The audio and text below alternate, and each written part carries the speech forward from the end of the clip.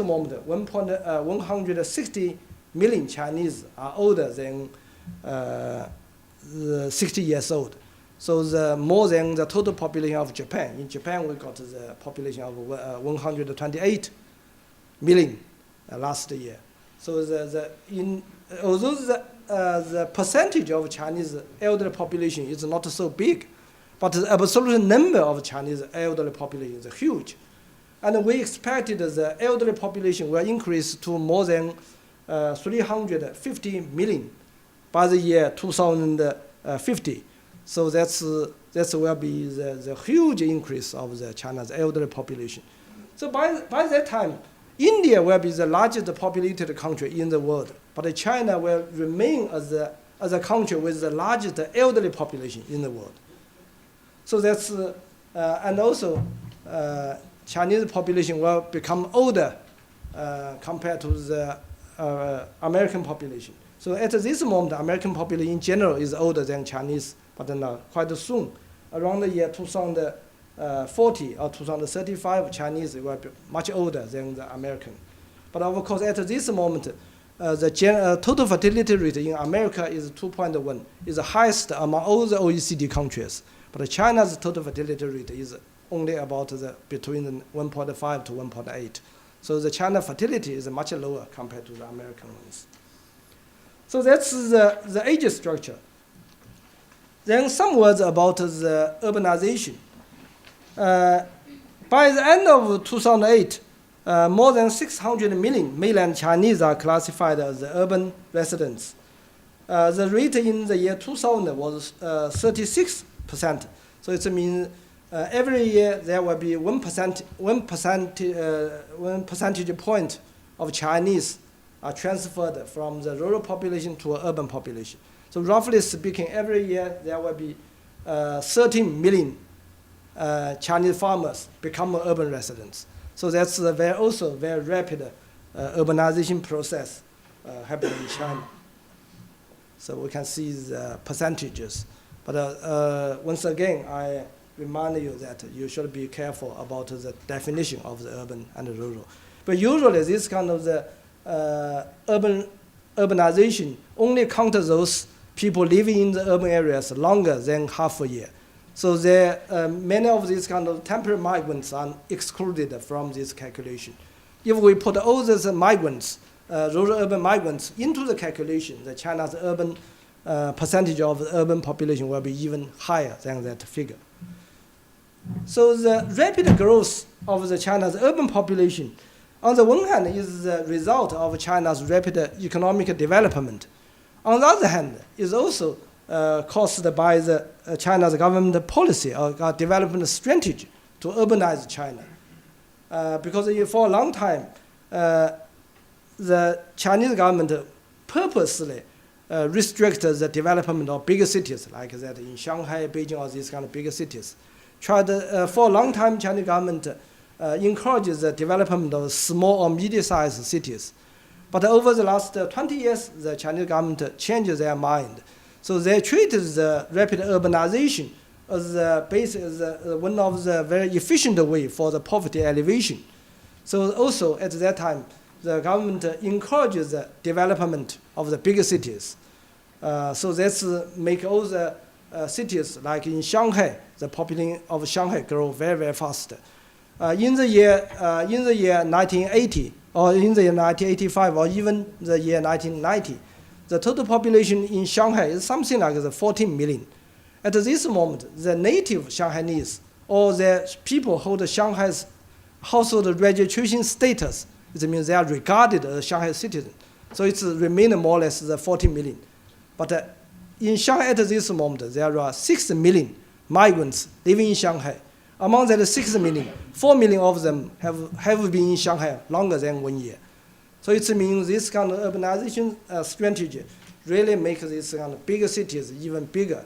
And in Shanghai, people or scholars or government are talking about what will be the peak population in Shanghai. Some economists said, okay, Shanghai can accommodate about half the 50 million living in Shanghai. But as we are development study specialists or demographers, we said if a city with a 50 million population, how to handle this 50 million in a single city? So it's almost impossible for the sustainable life or sustainable development in such bigger cities. So there's also the debate about the size optimum population in Chinese bigger cities. With this kind of rapid urbanization, so we know that the rural-urban gap widened over the last 30 years. China has been for a long time a dual society, because this is the rural-urban separation, not only economically but also socially.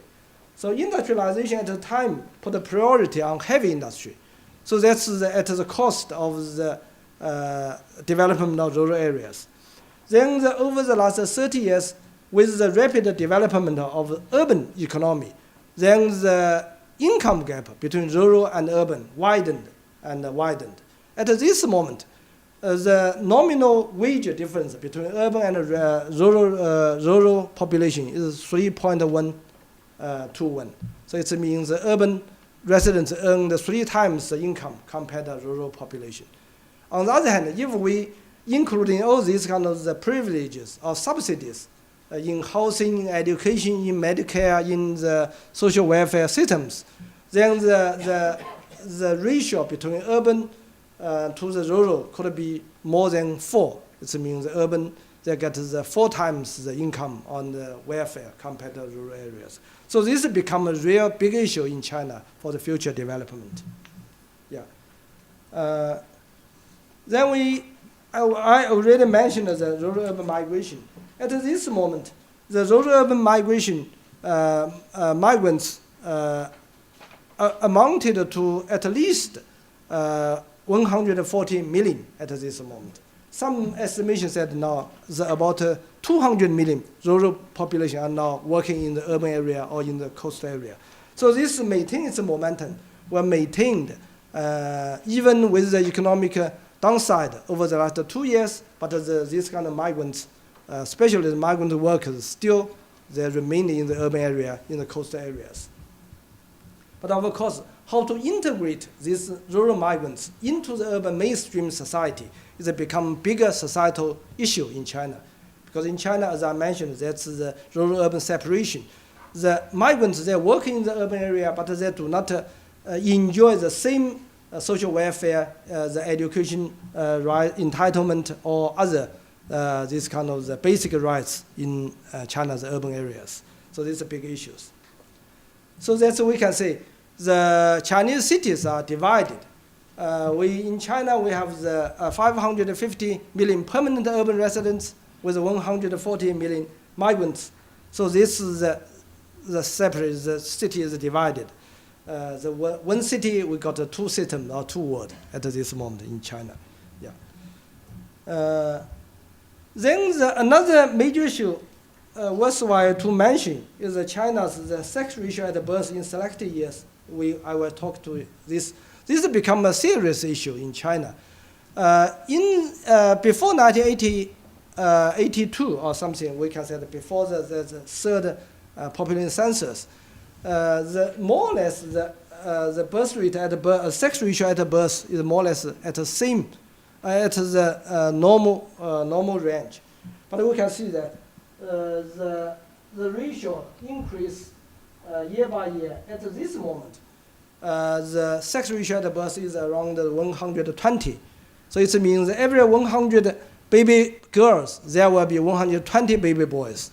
So it's more than 10% excess birth of the Chinese boys. So this, although the government, in the early years, the government and the scholars, we think maybe this distortion is mainly caused by the misreporting of the birth report. But more and more we realize this is a real situation. So it means this will create a bigger consequence in China in the future. So for example, according to the projections, by the year 2025, among the population age groups, between 25 to 40. Usually people get married in that 25 to 40 years age groups. There will be